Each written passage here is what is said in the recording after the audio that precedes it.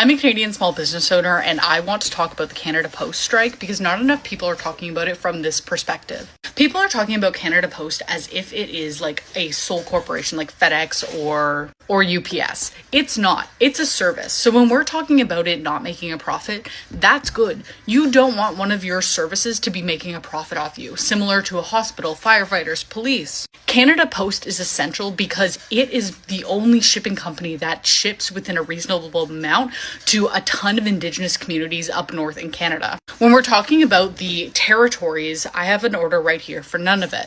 To ship with Canada Post would be $40. To ship with its competitors like FedEx, it is $218. There are rural spaces up north in Canada that cannot get access to medicine and food without Canada Post. So it's not just about you and getting your bills and you don't mind getting it through another service or getting them electronically. Canada Post is a life-saving service, and I understand it's frustrating that we're seeing a lot of strikes, and there are many things that you can critique, but a lot of the discourse going on right now is that we should eliminate Canada Post as a whole. The other thing that happens if we eliminate Canada Post that runs at a loss, these other billion-dollar corps like FedEx, UPS, etc., their prices are going to go sky high because they no longer have to compete with a service that is not making a profit. If you're advocating to get rid of Canada Post, then you likely haven't considered the things in here, and if you have, you're probably just a bad person. We should be fighting to keep Canada Post. Even if the service isn't perfect, and even if there are things within the company that you can critique, which I know there's a lot for me, but we as a community should be advocating.